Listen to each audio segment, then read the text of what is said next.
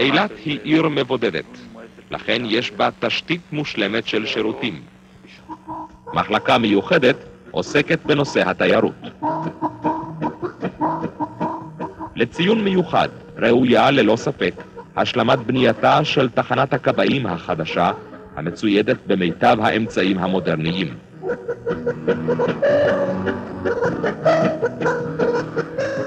תחנת מגן דוד אדום נותנת שירותים לכל יישובי האזור ולאלפי התיירים.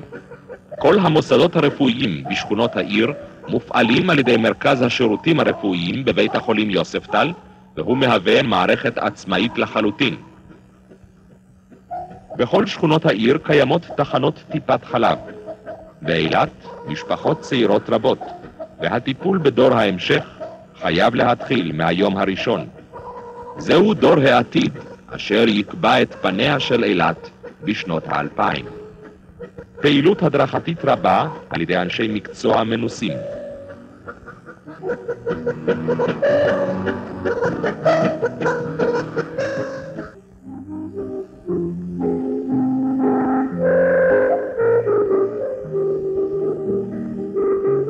באילת ציבור מסורתי גדול. חיי הדת והמסורת מרוכזים בבית הכנסת המרכזי חסד לאברהם. בית הכנסת ושאר המוסדות הדתיים מופעלים ביעילות על ידי המועצה הדתית באילת, הנתונה לפיקוח העירייה. באילת חי גם ציבור חילוני גדול, ולכן מקפידים ראשי העיר ורבניה לשמור על סטטוס קוו של התחשבות הדדית. זו הסיבה שמחלקת החינוך בעיריית אילת זוכה למירב המשאבים.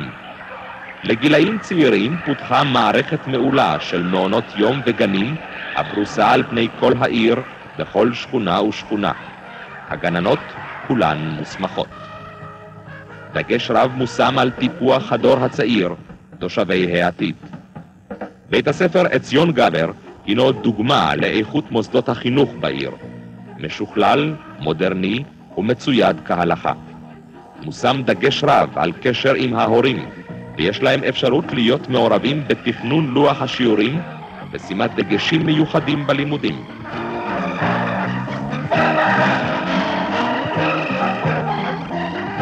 זה שנים פועל בעיר בית הספר התיכון.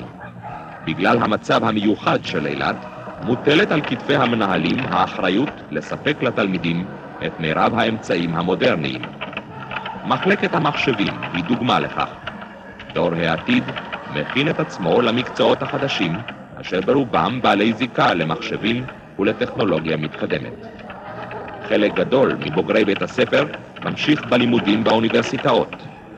אחד האתגרים העומדים כיום בפני ראשי העיר הוא פיתוח תעשיות מתוחכמות ועתירות ידע כדי ליצור מקומות תעסוקה עבור הבנים החוזרים.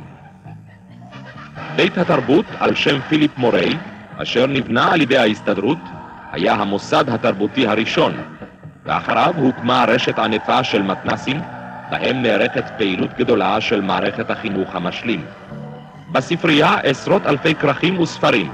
המקום פתוח לכל התושבים בני כל הגילים. בגלל האקלים החם, מתרכזת הפעילות הספורטיבית של הנוער והבוגרים בשעות הערב.